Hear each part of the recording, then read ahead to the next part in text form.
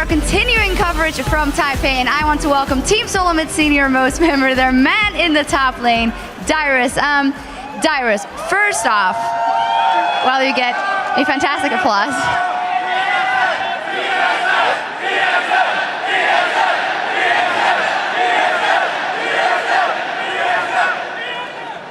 Wow, well, you know what? Just talk to them for a minute first, because the fan support for you guys is amazing here. I love you guys, thank you. And they love you. Now, first off, can you make sense of the madness that is your group right now? Because you guys absolutely crushed SK, then they're doing pretty good versus Royal Club, and you guys did not do good at all versus Royal Club. TPA is looking pretty good. Make sense of the madness. All right, so to start things off, with SK, they don't have their jungler, but of course their sub-jungler is also pretty good too. We had a plan, we executed it when we played against Royal. We had a plan, and you know, things kind of went not our way. Personally, I don't think that game really represents our skill level at our very, very best, obviously, and we're gonna try our best, do better, and not come in cocky. Well, talking about skill level in that matchup, you seem to be struggling a lot with that Aurelia Rise matchup. Is that something that you're not comfortable with? It wasn't really about the champions, it was how we played with the champions. And personally, one-on-one, there's a lot I could have done that I didn't do, and I'm gonna look to fix that next time. Well, when you look at that defeat, I heard you talking in the preview show how at PAX you were very emotional and you thought that actually wasn't a good mindset to be in as a team. So how do you kind of keep from doing that when you got a game like yesterday? Well, for the first game, we had it in control because we'd be getting too excited, like, oh, we're winning, it's so easy. And then when we're losing, it's like, oh, we're losing, what do we do? You know, there's two different mindsets, and it's a lot easier when you're winning than you're losing, obviously, for every single team. What lessons have you drawn from the matches you've played so far, and actually specifically the matchup versus Starhorn Royal Club? How big do you think the gap is between you guys, that team, maybe Chinese teams overall, and then one step further, maybe the Korean teams? Well, when I'm talking about, you know, the gaps and stuff, like, no matter what I say, is like, Dyrus, you're full of it, you know? But personally, like, I don't want to say anything until we've proved it on stage, because actions speak louder than words. And last year, you know, I said certain things also, and you know, I didn't back it up myself. So before any of that, we're just going to show you on stage. Well, you've got a fantastic chance to prove that later on. You will be fighting the team that is a home crowd favorite here, TPA. What an important match in this group. Tell me your thoughts on the matchup. TPA is definitely top 3 in our group, and I'm not too sure how it'll play out, because when we watch them play compared to playing, it's a lot different. And we'll just show it on stage once again. Well, we will see indeed. Finally, Dyrus, you were telling me kind of about your experiences here and the things and the fans you've been able to meet. Tell that story for the guys out here, because they do love you. The story of the fans? Yeah, that you told me before, how you were meeting all of them out here. There's so many fans here that support us as TSM, as you can all see. And everyone here is so humble, happy, and you know, there's fans everywhere we go, but we don't know how many and how much they like us. Like, there's different levels of fans. Like, some will come up and hug me, some will tell me to sign on inside their shirt, some will give me gifts. Like, here, it's been very humbling. Good save. Well, thank you very much, and good luck in your later matchup. Thank you. All right, now let's send it over to our guys at the desk to set the stage for our next match. Thank you very much, guys. We are gearing up for Game 4 as Dark Passage will be taking on Samsung White. And Dark Passage are going to have an incredibly difficult time against Samsung White, because even though early in the day they sort of held off the first 10 minutes against Edward Gaming, Samsung White are much stronger, much earlier in the game, and I'm very nervous for the Turkish champions. You know, how are they going to withstand this Korean powerhouse? Yeah, I honestly am not sure their best strategy. I would say right now it's kind of, what's the word, like damage control. Like, make sure it doesn't crush you guys, because they still have a chance to do stuff in this group. So I would say take this game with a grain of salt, kind of do as well as you can, and then, you know, learn something from it and apply it to the next set. Monty, what's your take? I mean, there's very little chance. We've seen HQ pull a risky strategy yesterday, and it didn't work out in their favor. Yeah, and HQ is, of course, arguably the better team than Dark Passage as well. So, I don't know. It seems like the cheese was read really well yesterday. White responded beautifully to that, and it gave them an even bigger advantage. So at this point, I think you just kind of have to choose how fast you want to lose. Well, let's highlight one person on Samsung White who I was quite impressed by, Looper. His first professional game was last year at Worlds. And in his first game here at Worlds, he pulled out the Rumble, surprised many of us, played incredibly well with it, is still performing as expected, really. He's one of the best top laners in the game. What's your take on Looper and the rest of the team here? The first professional Rumble game from Looper was actually quite a surprise for me because that's really not a Looper-style champion. I mean, when we think of this guy last year when he made his professional debut, it was a lot of, particularly his Singed play was very notable. And then from there, he's moved into, he's always been a big Mundo player as well, but typically he plays these top lane tanks. So for him to play kind of a mid-game carry was really interesting to me.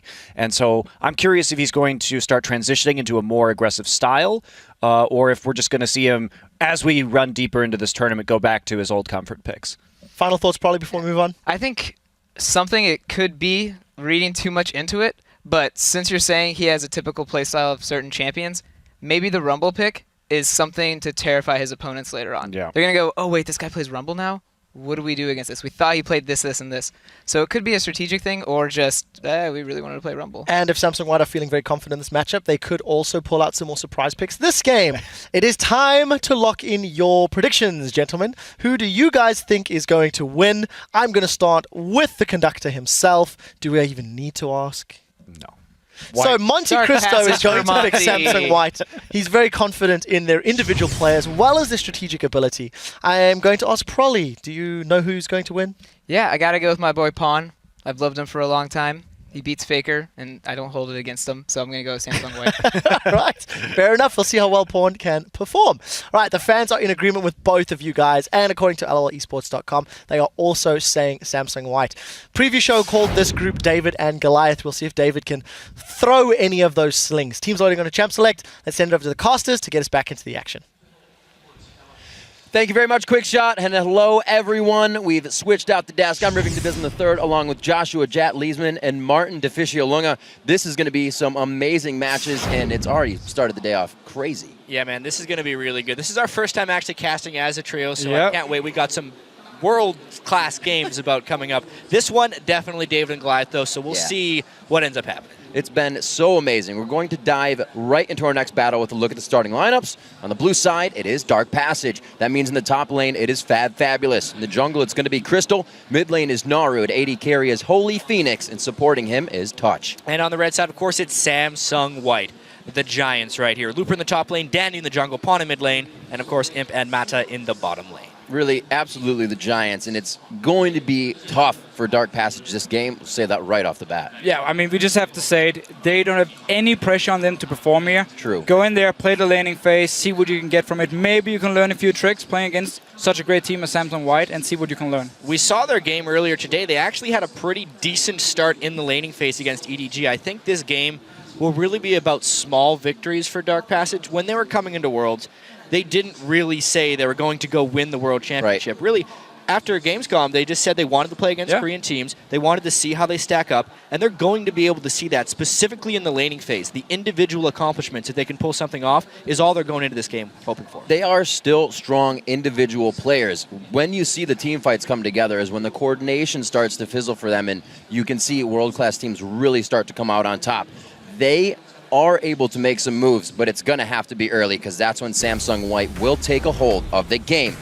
Take some bans. Now the question is here, will Dark Passage try and go for a bit of an AHQ kind of comp against White where you can try and make some early moves, see if you can get a lead and try and snowball the game? It obviously didn't work for AHQ. The level 1 was a big deal. back then or in yesterday's game here, but we could see Dark Passage try and do the same. I feel like you only get one pre-minion spawn ace per world championship, Well, but we could be wrong. We will see. Pretty heavy top lane focus bans here from Samsung White. They know fabFabulous is pretty devastating when he gets going. I like the Kazakhs top lane actually in their last game. It did show some effectiveness. You can tell White isn't taking them lightly just because they're a huge underdog. No, and it's actually also a thing they were talking about. Like, In-gyu, we had with him saying, we want to take every game serious. We want to show that, yes, or last year was a mistake. I mean, we don't want to underestimate any teams here. So I actually expect pretty serious picks from White and also a good serious performance. Plus, they got to boost up their stats a little bit more. I mean, Oh, they of had course. 34 kills in that 22-minute game against AHQ after that level 1 ace. It'll be tough to top that one. Surprising they actually did let them get Alistair, though. So let's see what fabFabulous can do on it. I mean, normally, again, he is the Kha'Zix type. He loves to play in Italy as well. If he builds like 24 static shift on an Alistar, he might be able to do some split pushing. But because you just see him try and roam around, and I'm just going to say it here, Alistar is great for level 1, a bit like Blitzcrank. As long as you get the first move, you can knock up a target here, kill the first target. We might see some level 1 stuff. And a really great pickup, even with Rengar still on the board. Dandy takes away Crystal's favorite, that Lee Sin, who was actually making some plays on it previously. Yeah, it's a little bit too bad we don't get to see Crystal play Lee Sin, but guess what?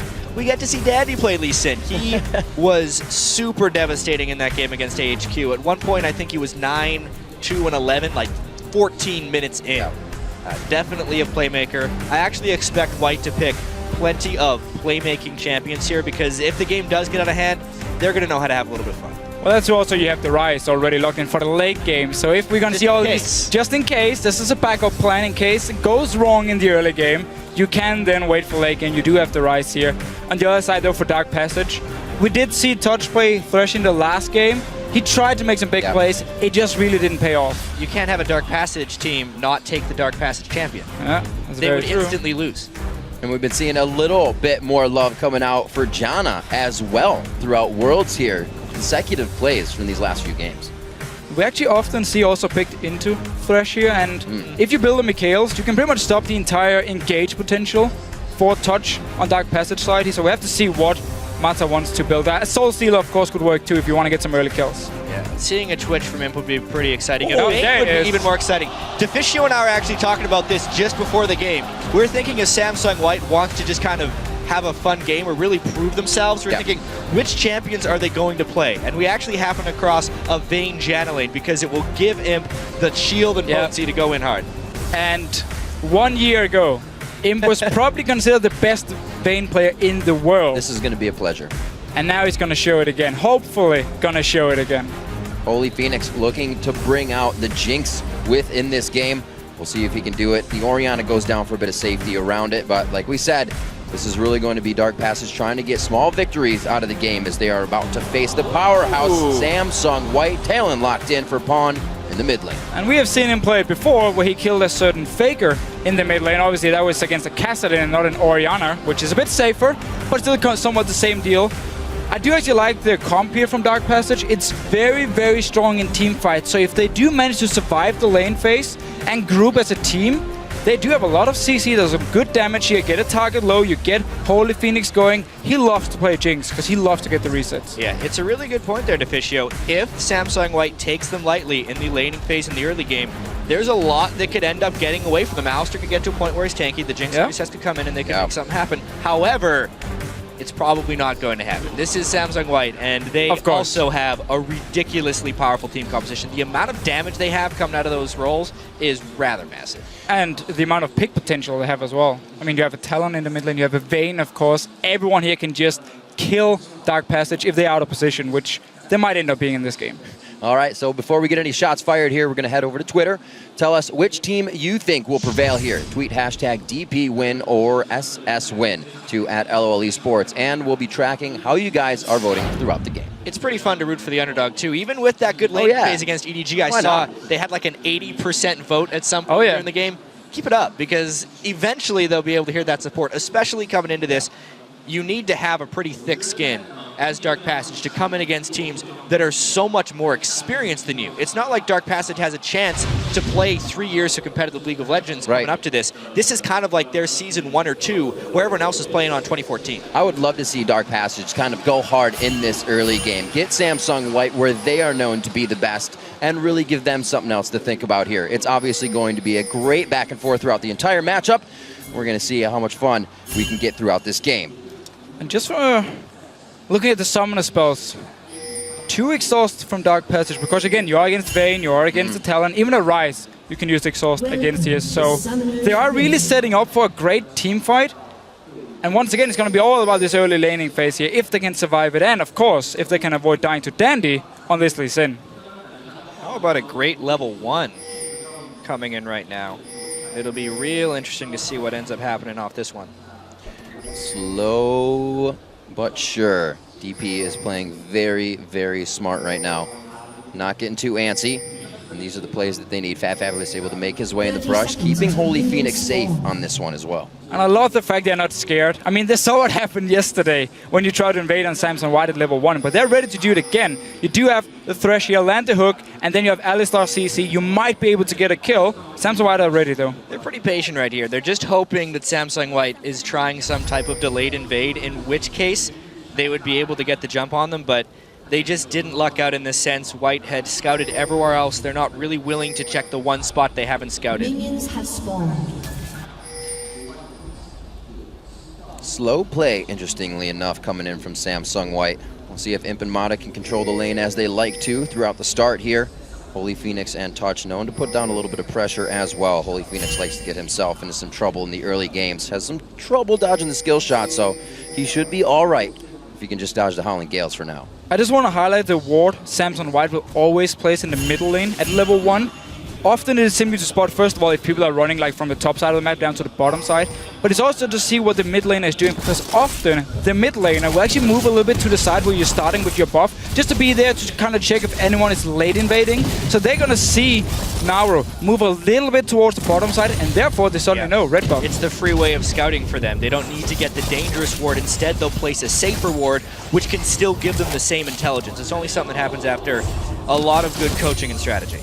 Small advantages to be grabbed in the early game. Allow the jungler to make those first hits really count. We'll see if Dandy does anything crazy, as he usually does towards the early part of the game, as things are pretty even across the board. Level 2 is about to be hit here in the bottom lane. We'll see who gets the upper hand on that advantage.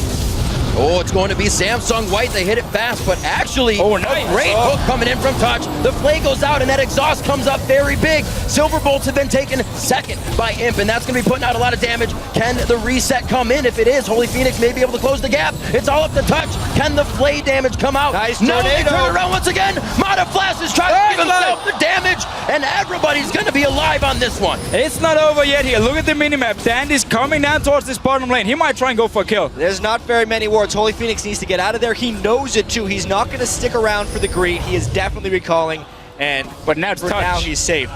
That's a pretty tricky to execute dive, but we'll see if they go for it. Samsung White's a pretty good team.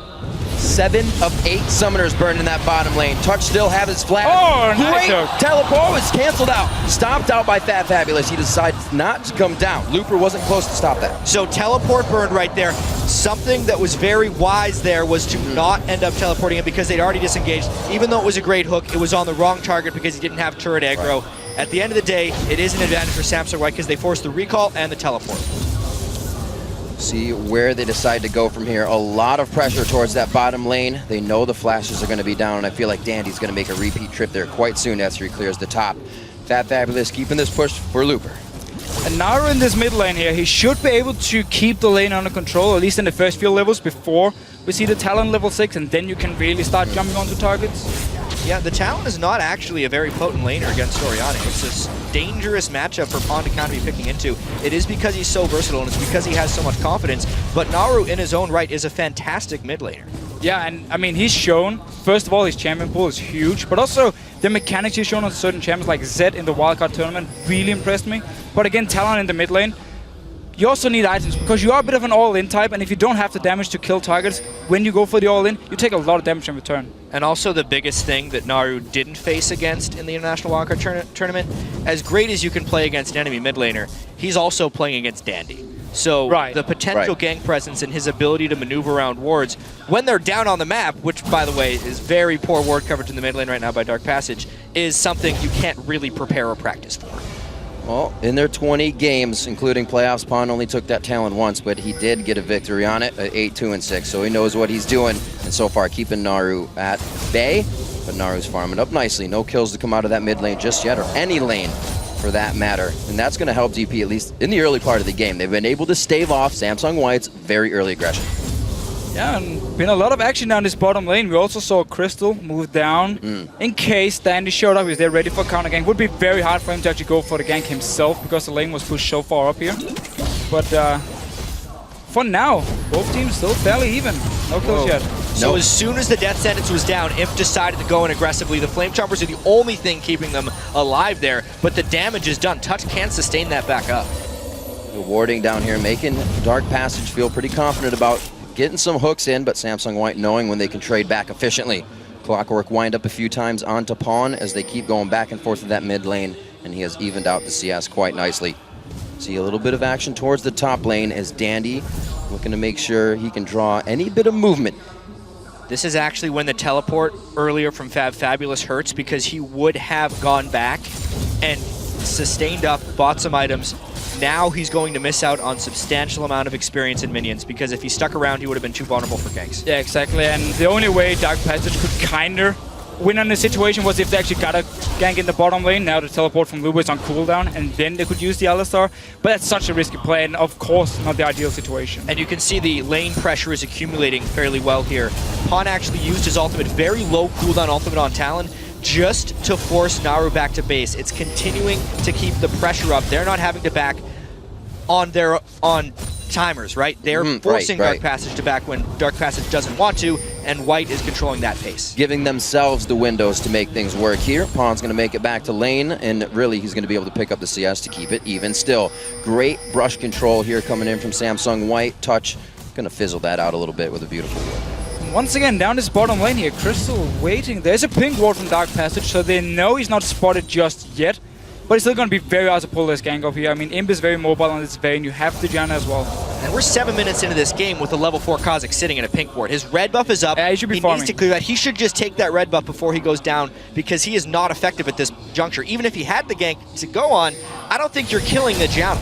No, I mean, overall, Crystal has just been wasting too much time. He was up in the top lane as well, and he just stayed there for like 10 seconds, and then he moved away once again, and not really been able to apply any pressure on the lanes. And in this mid lane, Naru suddenly in trouble. I love this play by Pawn.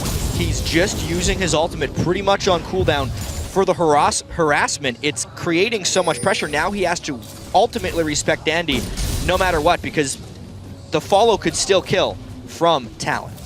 Well, you're getting that Talon ultimate every 1 minute, but you're also getting Crystal here hugging the bottom lane. It's pushed up a little bit too much, so he's not going to get too much out of this. After grabbing the red, he repeats his same path. And fabFabulous, we talked about before how their teleport or the lack of teleport could hurt him. He actually walked all the way back to top lane, and you see once again Crystal was down this bottom lane. Dark Passage, they want to get a kill in the bottom lane and then use this teleport advantage to get a dragon. And that teleport advantage, even though fabFabulous has it up now, before he went back to base, the lane was actually kind of close, but it was frozen as he went back to base. Looper picked up all that farm, and now it may be insurmountable. It's simply just Dark Passage hoping to get this one kill and then take the dragon. Like, they invested so much into the potential dragon, even lost the blue buff now for Crystal. Here's the worst part though. If they want to go and get ward control over the dragon area, they would need some type of presence in the mid lane, but Naru has been trapped in his turret by Pawn, so no one can safely go elsewhere. He just continues to pressure him down. Drew out the exhaust as well. Everything working in Samsung White's favor. I feel like the first dragon is just going to open this game wide, and it's just going to be a run through for Samsung White. DP holding out strong here. 10 minutes on the clock coming up. And the early armor here for Naru actually saved his life. Yep. Brutalizer instantly from Talon or Pawn in the mid lane, and just going aggressive. Every single time he has the chance, jump onto Naru here and force him back. The dragon. That's exactly what it is. Cool Yeah. down, cool down, cool down. Every time his ultimate is up, clear it out. Dandy, easy dragon, because Kha'Zix is nowhere to be found. Strong, methodical play, as usual, coming in from Samsung White. Looper staying in the top lane pretty much unscathed, and giving him a safe lane is not what you want to have. This has actually been a pretty interesting opener to the game. Obviously, Samsung White is winning, which is what is expected. But what's a little bit surprising is the manner in which they are winning. 10 minutes into the game, they still haven't drawn first blood, yet they're still in complete control of the game. I expect them to have a little bit more fun in that sense, but they're just pulling out a nice, decisive victory. I think they feel you a little bit there, Chad, as they go in quite hard from brush control here in the bottom lane, pushing it out once again. And if they're not getting the kills, they're just pushing the lane out completely, and they're still getting the victory on it. Well, that was a nice little setup by Samsung White. I mean, ulti was popped by Imp, and he then in stealth tumbled actually behind HolyPhoenix here, and then forced him to flash away. So once again, Samsung White, again, they're controlling the lanes, in the mid lane as well. Every single time there's a cooldown red for pawn, he jumps on, and there's no kills, but it doesn't really matter because slowly Samsung White is going to get more and more farm. They already picked up the dragon, and it's just a matter of time before they pick up the 1 kill they need to open the game. This is all happening as well. 2,000 gold on Imp as they control the game in that bottom lane, so he's going to go back and be even more powerful. HolyPhoenix putting that BF sword in. He has not been able to get any resets on his side. The most surprising thing to me, actually, was the fact that Mata had saved up 1,300 gold. He did end up picking up the early Sightstone. Normally, when I watch Samsung White, they'll actually complete the Boots of Mobility before the Sightstone, but knowing that Vision is actually not as big a priority in this game as usual, since there's not much roaming going around from Dark Passage, and White is controlling them so well in the lanes, he just decided not for the mobility boots. It's kind of weird to see more DP wards on the map right now than you would Samsung Whites. This is where Mata really just excels in the game. Right now his pink wards are to come out. That's his other forte. So he's going to be working those now and just denying Dark Passage Vision in the bottom. I like how Dandy's just been living in the top side of the jungle. He went in for the blue buff. He's been taking the big red every single time as well. Pretty quiet. Yeah, I mean, he's just been sitting and farming, to be honest. He went back, he got mobility boots before he dealt the lizard, so we should see him start roaming around. But he's basically just been farming because every lane is doing fine. And the first team fight we actually see in this game could either give Dark Passage a chance or completely win the game for Samsung White because they're developing such an advantage from the laning phase alone. One hook, Mata gets hit up. Oh, trying to get the passage over to Crystal, but he missed it on the first touch, and it was a little lackluster on the gank. Almost managed to set it up and did actually force a flash here. Top lane, fabFabulous taking a lot of damage. I mean, this is one of the things that happens. You fall behind in the lane as Alistar, so you try and build a Sheen, but the catalyst may have been needed for the sustain. He's in pretty big trouble here. Trying to work his ultimate to break the roof. Gonna head into the turn. It's not what you want to have happen. It's gonna wear off soon. And that's one last. Oh, wait a minute! It's going to be so close. He cannot try to get back in for the fight, though. Wow. That was a little dicey there by fabFabulous. He ended up almost getting a kill, but at the end of the day, even trade. On to the bottom lane. Dandy making his first appearance here for the big gank, but they flash out a well-placed box to disengage the entire lane push there. Dark Passage stays alive once again. We talked about small victories for Dark Passage, honestly. Even though they're down 2.3k gold, if they won a team fight, they could actually be even with White 13 minutes into the game. If anything, it's a victory to not die to Samsung White 13 minutes into the game and count it. Had that 38 kill game, 20 minutes, was it?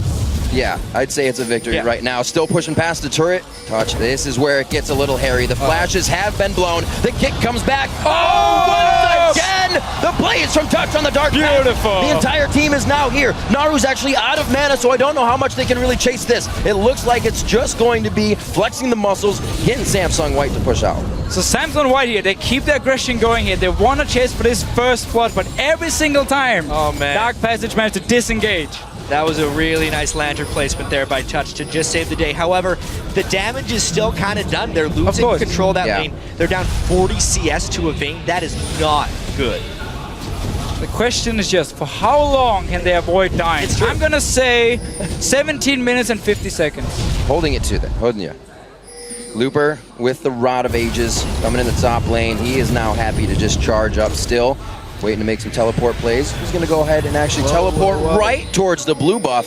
Does he catch Naru? Don't worry. Naru is going to be forced to flash as well. Looper looking to make plays by himself here with the rest of the team to work their way in. It's subjective bullying right now is all they're really trying to do. They're just trying to force Dark Passage into fighting them. They don't necessarily have fantastic engage on the Samsung White team outside of a Rude Prison, so they kind of need the fights to come to them or get a pick in the open where Pawn can use the open battlefield to chase his prey. Look at the top lane here. Oh, Pawn going for Crystal. Oh, great flash over the wall. Still alive, still alive. All these defensive flashes, I mean, at this point you'd think the next point of contention would be the Dragon, but because all the flashes have been burned defensively by Dark Passage, they may not even think it wise to contest at that point.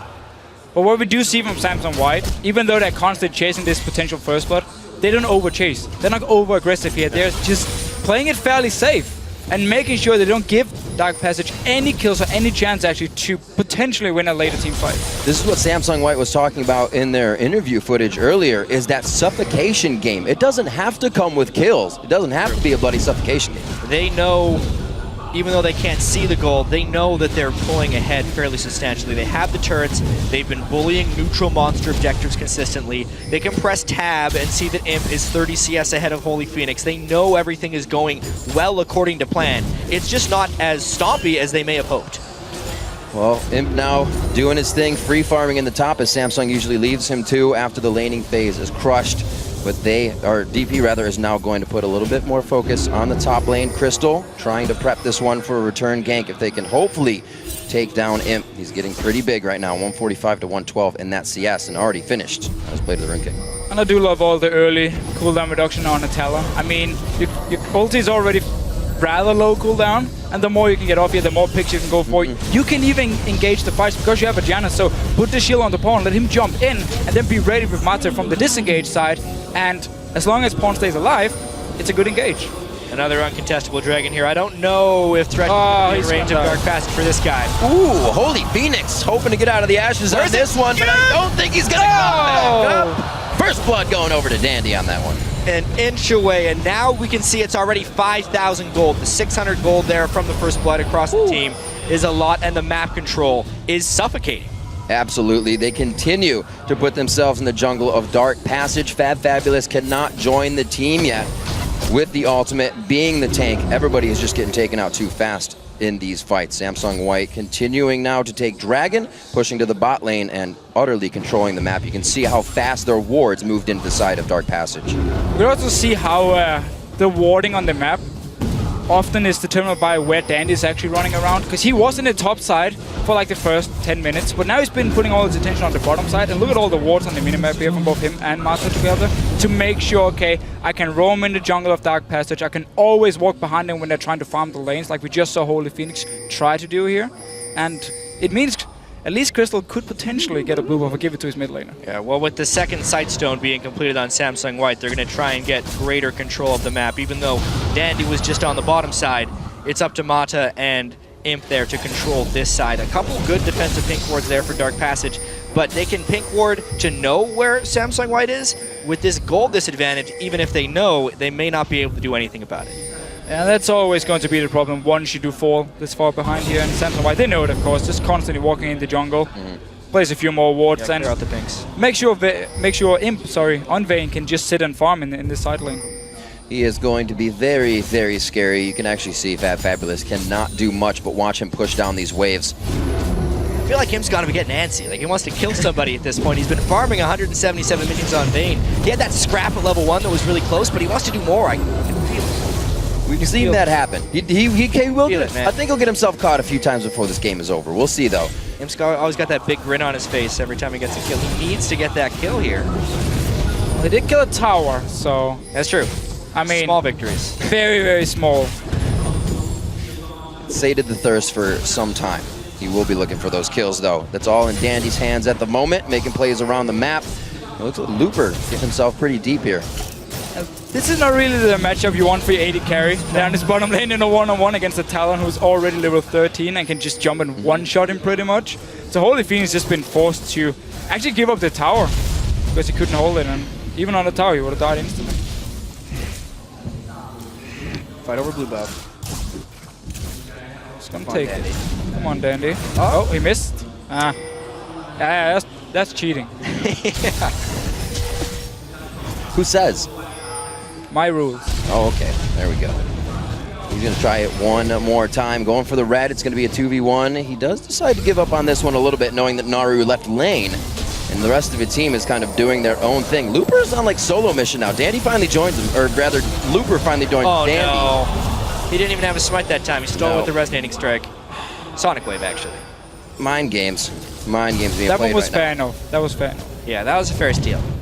He played by the rules this time. You can rarely see now how, even though Dark Passage was kind of holding their own in lane, they got bullied off of so many objectives without being able to retaliate. It's now out of hand, even though they've only died once. It's one of the risks of kind of giving up all these superior things to a superior team in hopes that they'll dive you and make a mistake. If the team's smart enough to just not dive you and make that mistake, they'll take every small advantage and turn it into a victory. Oh, this is so unfortunate too. HolyPhoenix being on some of his favorite champions, but not being able to get resets because he's getting taken down solo on the other side of the map. Dandy's going to continue a 2v1 by himself. Looper says, "You're mine," and he may even get another one. The bolt comes flying through, and the double kill for Imp as they start to just choke down on that supplication play. And suddenly Samson White says, now we're gonna get some kills here. We see the fighter blue buff, 4 kills up there. Oh, sorry, 3 kills up there, and of course down his bottom lane. Again, we just talked about Talon against Jinx. Not really a fair matchup. And we saw with the way Dark Passage was giving away objectives, if they could have found a team fight that they came out on top of, it would have been able to kind of make up for them giving up the objectives and create a somewhat even game. But as soon as you lose that team fight or give up a couple of kills, the game becomes nearly unwinnable. And that's exactly what we're seeing here. 11,000 gold, almost 10,000 gold at 21 minutes. Yeah, but again, you just have to try. Because if you keep playing this game, you're going to fall further and further behind. It's honestly not a terrible strategy by Dark Passage, the way they entered into this game. No, I agree. I think the games they watched yesterday with Samsung White was playing pretty crazy. We saw Imp doing some really silly things. Little intense, yeah. You know, we saw the fact that they had that absolutely ridiculous game against HQ, but now Samsung White has the lead. They're going to go where they want. And a touch too much. Looper going to be able to take him down right quick. Teleports in once again, keeping that famed teleport on lockdown. He gets himself right in the fight. 4v1 for himself right now as the team comes in from the backside. Health bars are being completely demolished right now. The double for Looper as Dandy picks up another one on the side. Yeah, again, we just see how far Dark Passage is actually behind, because every time they try and do something, they do no damage.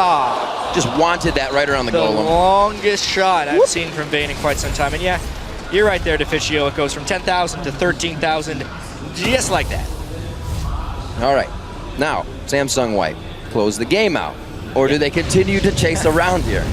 Well, they did wait 16 and a half minutes, was it, for their first kill? Yeah. We'll see how many they can get before the end of the game at this point. This fight was just Samsung White being so far ahead. I mean, fabFabulous doesn't get to zone because he'd already used his cooldown, so Looper gets to walk straight up. Imp gets the move speed from his Vayne ultimate, and they can just chase everyone down from Dark Passage. It doesn't matter if you land a shockwave at this point if you don't have items. Can't believe Mata stayed alive there. That was a very nice flash on the outside of the play. Another Dragon going over to Samsung White, that 15,000 gold lead, and up 10-0 in kills. 5-0 in turrets, shutout possibly to come into this game. And item spikes far and ahead as the Spooky Ghost gets pulled out for Mata. Deficio, you are the support player. But we'll talk about the Spooky Ghost after this. Imp shot. Oh, another one. Max range. Jeez. Oh, it's not done yet. Man, they are still going for this fight. A little bit of brush control is going to be good for this one. Double kill coming in for Imp. He keeps the shot coming. The triple kill for Imp. Looking for the quadra. They want to give him the and they are going to get it. Yeah. The pentakill to come in for Imp. Pentakill. Does it count when the Alistair stops running away? I think that's like maybe 1/3 of a penta if you're not actually earning the last guy as soon as he stops. But it's still pretty well earned. 15-0 now, and the surrender. The surrender indeed. 23-27 on the clock. A complete shutout coming in for Samsung White. And again, we talked about it through the game, to be honest. I mean, every single blue buff picked up by Samsung White. They got every single dragon. They controlled every single lane. Dark Passage had a tactic. Say, give them the objectives. We don't want to fight too early. Did pay off. It was a game we expected. Obviously, Yeah, Dark Passage had some type of strategy to just hope that Samsung White would get over-aggressive before they had an advantage. But of course they didn't. They bided their time. They got the advantage in the lane. And when they turned it on, they turned it on. And let's be honest, if they did get over-aggressive, they probably would have been able to handle it quite well. Yeah. Playing superbly in that one. A great strike at 17 minutes, and they didn't let go after that for first blood. But still, as we talked about before the game actually started, this is a learning experience for Right, Dark Passage. absolutely. And again, as a player, when you face such a good team, just like one-on-one in the laning phase, you will notice some small tricks and you might be able to pick them up yourself. I mean, you're going to see the way they move in the lane. You're going to see when do they actually go for the engages. Like down the bottom lane, you pointed out how Touch missed his hook and instantly you saw him go forward, be aggressive here. And those small things, you can notice them, you can watch a replay and use it actually to improve your own play. And even the bigger picture stuff, experiencing what it's like to never have safety or not being able to farm in your lane or never being able to push up are things that you can kind of figure out how it happened to you. It just takes a while to implement it. You can't exactly just learn it overnight or even in a boot camp for that matter. So the David and Goliath matches are coming to be played out as many thought. We do see Samsung White kind of toppling the group so far, but a lot can still come out of EDG. A lot can still come out of the rest of these teams. We'll have to see what AHQ can do as well. Yeah. While we have a moment, though, I do want to talk about the pentakill.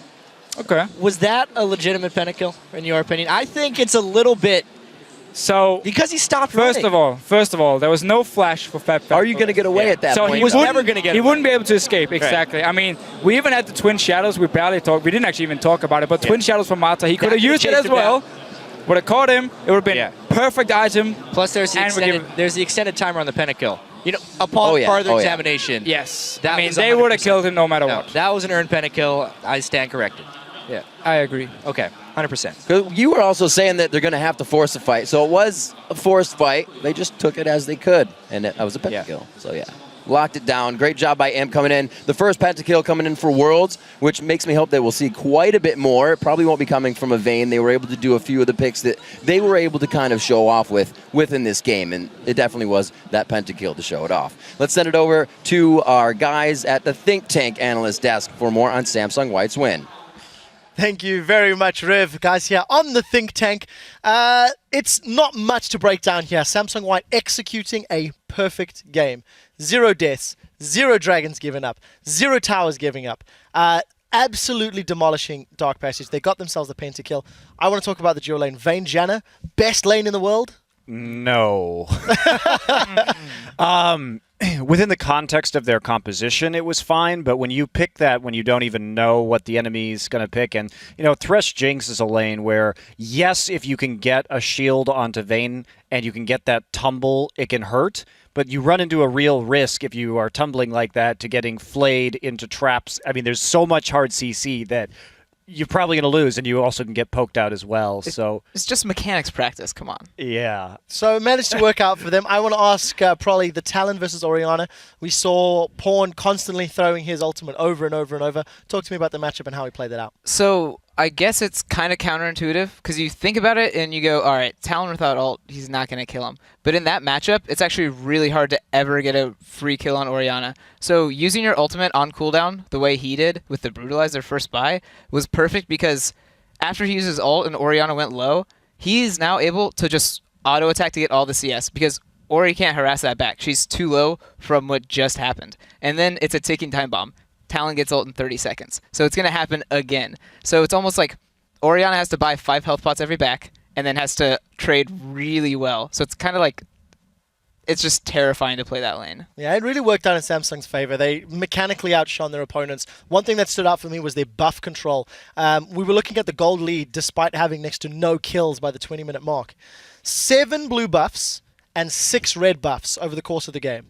In contrast to Dark Passage, they had 1 blue and 2 reds. I mean, when you can't even control your own jungle, there's literally no way you're actually going to be able to be relevant and stay in this game. No, and not only that, but they were basically Samsung White was running from red buff to blue buff on the enemy side over and over again while the mid turret was still up. There's not really a way to get out-rotated harder than that. I mean, that's... Because basically, when you still have that mid-outer up, you should always be able to reach your other buff faster. And Dandy also, it must be said, I mean, we were just taking a look at some of the information from this game. Dandy was 3 levels up very early in this game by about 15 minutes. And they did that just through objective control and buff stealing and dragons mostly.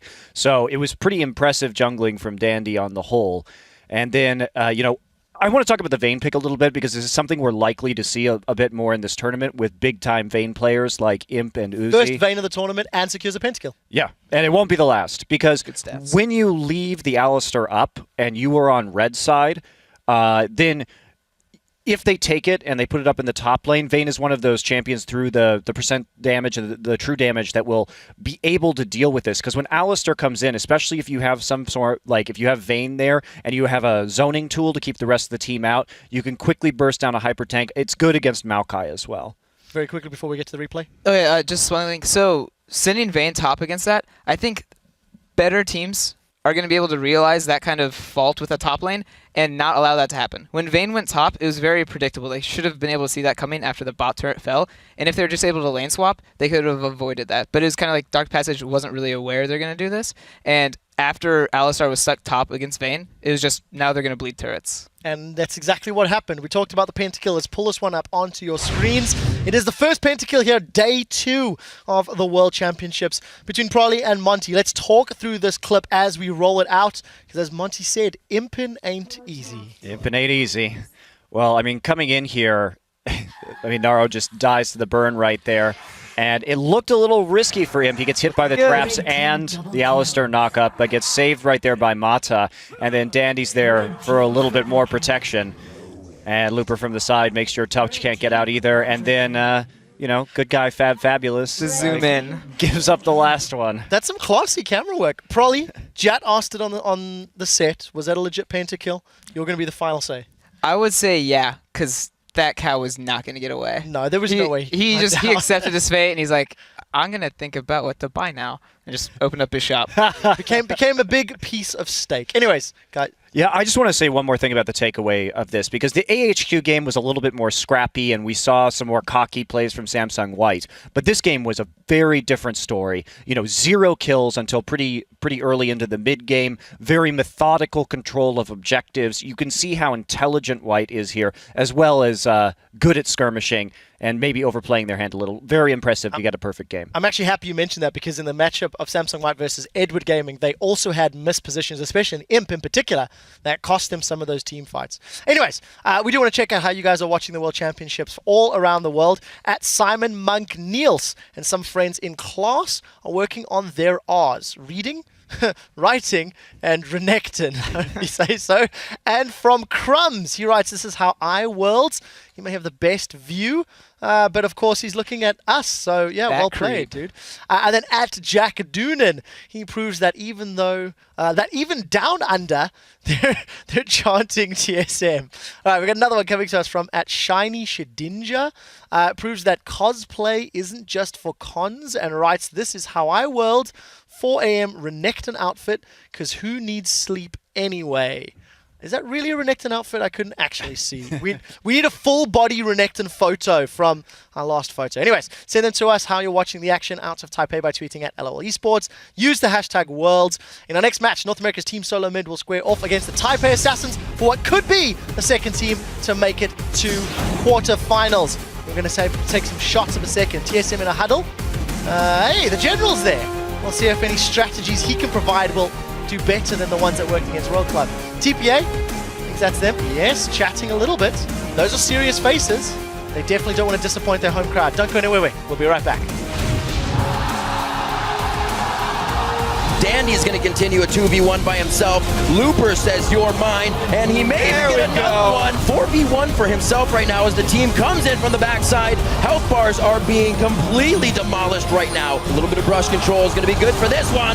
Double kill coming in for Imp. He keeps the shots coming. The triple kill for Imp. Looking for the quad. They want to give him the and they are going to get it. Yeah. The pentakill